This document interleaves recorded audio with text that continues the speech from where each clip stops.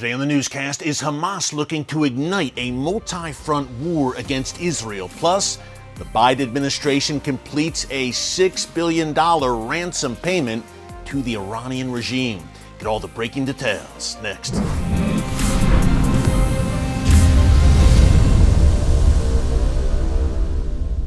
Hey folks, Erick Stakelbeck here. Welcome to the Watchman Newscast. A very busy weekend in the world's most strategic and chaotic region, the Middle East. We've been telling you here over the past few months about this looming multi-front war against Israel, driven by the Iranian regime and its terror proxies, chief among them Hamas and Hezbollah. Well, some big news on that front over the weekend in Beirut.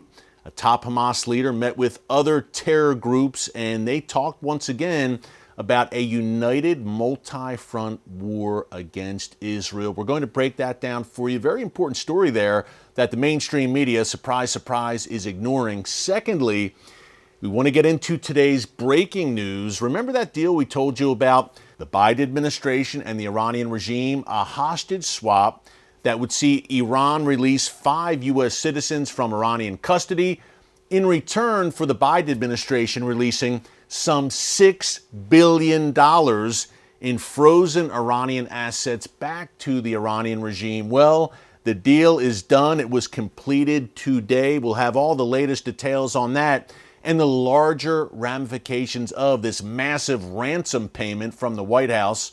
We'll break that down in a minute as well. Before I do, quick reminder, folks, if you have not yet subscribed to the Watchman News channel, give us a subscribe and click the notification bell so you get alerts every time a new video is posted. Hey, it's hard to believe, but we are fast approaching 700,000 subscribers, and we would love to have you join us here every day as watchmen and women on the wall for such a time as this. If you subscribe, you like the video, that means YouTube will recommend it to a broader audience around the world. And that's not for our glory or our edification. We want to get the message out and educate and alert people and really fulfill this mantle as watchmen and women on the wall here at the channel. So we'd love to have you here with us every day as a subscriber. Okay, number one, let's break down the breaking news from today, the Biden administration and Iran and that deal. And then we'll dig into Hamas and the looming multi-front war. Those 5 U.S. citizens who were in Iranian custody, at least 3 of them, by the way, were in Iranian custody for at least 5 years. We don't know much about the other 2 prisoners who were released yet, but they transited from Iran to Qatar today. Qatar was playing a mediator role, apparently, between Iran and the U.S., and presumably these hostages will eventually head back to the United States. In the meantime, they were only released after the Biden administration released $6 billion in frozen Iranian assets back to Iran's regime. Now, Iranian President Ibrahim Raisi, who, by the way, is in New York this week at the UN General Assembly. Yes, it's that time of year again. Benjamin Netanyahu will be meeting with Joe Biden apparently on Wednesday. I'm sure we'll be talking about that on the newscast. He'll also be meeting with Turkish President Recep Erdogan, Ukrainian President Zelensky, and others. So we've got a bunch to talk about this week, a lot going on in New York at the UN. But as I mentioned, Ibrahim Raisi, known as the Butcher of Tehran, and for good reason, will be speaking at the General Assembly this week as well, and I'm sure holding meetings with world leaders who will hold their nose and look the other way and ignore his record of barbarity against the Iranian people and meet with him nonetheless. We live in times, folks, biblical times, where good is considered evil and evil is considered good, a world turned upside down, and that's how you have someone like Ibrahim Raisi as an honored guest at the UN in front of the nations of the world. Nonetheless, that is the case. And last week he gave an interview back to this ransom payment by the Biden administration. He gave an interview saying, look, we're going to use that $6 billion. It may be more than that, by the way, $6 billion plus, according to some reports. We're going to use that money however we see fit. Because the Biden administration has said, look, yes, we're releasing this money to them, but they can only use it for humanitarian purposes. Now, folks, in case you haven't noticed, the Iranian regime is not too keen on humanitarian work. Where the 1-year anniversary is upon us, for instance, of the death of Mahsa Amini, who was an Iranian woman who was brutally murdered by Iran's so-called morality police about 1 year ago. That ignited major protest against the regime for months that we covered here on the newscast. So again, not known, the Iranian regime, for showing much concern about the welfare of their own people. What they are very concerned about, however, is bolstering their military capabilities, their ballistic missile program, their nuclear program, of course, and also, of course, yet again, their proxies like Hamas, Hezbollah, Palestinian Islamic Jihad, the Houthis in Yemen, and those various Shia militias in Iraq and Syria. Essentially, the ring of fire that surrounds Israel on all sides. Hey, folks, listen, those billions of dollars that are being gift-wrapped to the Iranian regime will not go to build schools and playgrounds and hospitals in Tehran.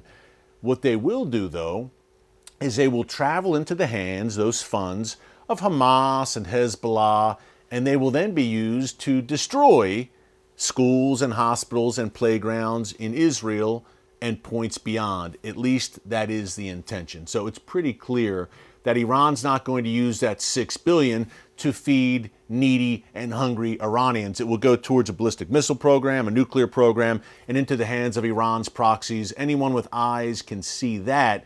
And the Biden administration, folks, I believe, has set a very dangerous precedent here, where the Iranian regime, which is known for hostage-taking, for kidnappings, for seizing vessels at sea, as we have documented time and time again here on the newscast, now says, wow, we released these 5 U.S. citizens who we had thrown in our prisons, who were languishing there, and then we released them and we got $6 billion in return. Maybe we should kidnap and imprison, God forbid, more U.S. citizens and get more money from the United States. Everyone is thrilled that these U.S. citizens were released, but $6 billion to the world's #1 state sponsor of terrorism, again, very dangerous precedent. So we'll watch the aftermath of this very closely and bring you updates there. In the meantime, I mentioned that multi-front war, that ring of fire. Eventually, folks, it will ignite. It surrounds Israel on all sides, and increasingly, leaders from Hamas, Hezbollah, and the Iranian regime have made clear that the next engagement with Israel will not be a one-on-one affair, Israel going head-to-head with Hamas or Hezbollah like we've seen in the past. You're going to see Gaza, Lebanon, and points beyond all throw their hats in the ring with volleys of rockets, missiles, and attack drones against Israel. At least that is their intention. That is their announced intention. Now, we had and all engineered, of course, by the head of the snake, the Iranian regime in Tehran. Now, about 2 weeks ago here in the channel, we told you about what I called a terror summit in Beirut involving Iran's foreign minister and leaders from Hamas and Hezbollah. Well, we had part 2 over the weekend, where Hamas leader Saleh al-Arouri, who is actually based in Lebanon, certainly an honored guest of Hezbollah, this Hamas leader, met with leaders from the Popular Front for the Liberation of Palestine, another Palestinian terror group we haven't talked too much about here on the newscast, but who are very deadly and active nonetheless. And al-Arouri said, look, we need to unite. A united front against the Zionist entity, as he would call Israel, and we need to unite because eventually we're going to have a multi-front war against Israel. And he said, oh, by the way, the Palestinian Authority of Mahmoud Abbas, they need to join us as well. We need Palestinian unity against Israel. Now, al-Arouri made a very interesting speech a few weeks ago, and we mentioned this on the newscast as well, where he said 2 things. Number one, a multi-front war or a regional war is looming. The multi-front war is coming. But in the meantime, even before that, there's going to be maybe a more limited geographic war sparked by the Temple Mount in Jerusalem and Judea and Samaria, the biblical heartland. Folks, we've been telling you about this for some time now, and we have a Hamas leader confirming this, Saleh al-Arouri. And right now, the timing, hey, we're in the midst of the high holidays in Israel. Rosh Hashanah just wrapped up, and Yom Kippur is looming, and then Sukkot.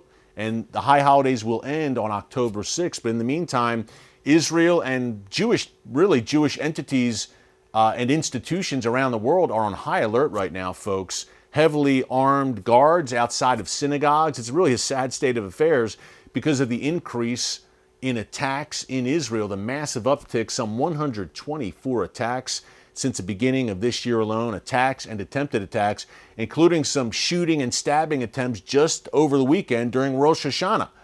So it is a very precarious position in Israel right now, and Hamas is always looking to light that match. Many times it will ignite around the Temple Mount in Jerusalem. At the end of the day, you may say Hamas doesn't want war. They'll get thumped. It will set them back yet again. But ultimately, folks, it's the Iranian regime's call. And if Iran demands of its proxies that they need to ignite a war, then they're going to ignite a war. It all depends on Iran's calculus and what they want. We shall see. Speaking of the high holidays, 2 quick notes and reminders before we go here. Number one, this is a very obviously important time for the Jewish people in Israel. Rosh Hashanah, Yom Kippur, Sukkot, the Feast of Tabernacles. These are the high holidays, yet many Israelis right now are living in poverty, folks, including Holocaust survivors, and this is actually a difficult time for them. And there's an organization that we strongly recommend you check out and support called Meir Panim, mpgive.org. We've been working with Meir Panim for a while now. They are feeding needy Israelis. I've seen it on the ground with my own 2 eyes. I've participated in helping to provide meals to Holocaust survivors, something I will never forget. Meir Panim is doing God's work, and when you stand with them, you're fulfilling that biblical mandate to bless the people of Israel. Genesis 12:3, a foundational verse for this channel. It's mpgive.org. Check Meir Panim out. Again, doing incredible work. Second note before we go, tonight and tomorrow night, September 18th and 19th, Route 60, the biblical highway, is in theaters nationwide. Here in the United States, tickets on sale right now. Go to route60.movie, starring former Secretary of State Mike Pompeo and former U.S. Ambassador to Israel David Friedman as your tour guides up and down Route 60, the biblical highway in Israel. Every major significant biblical site seems to lay along this highway, folks. I've been there many times, traveled it.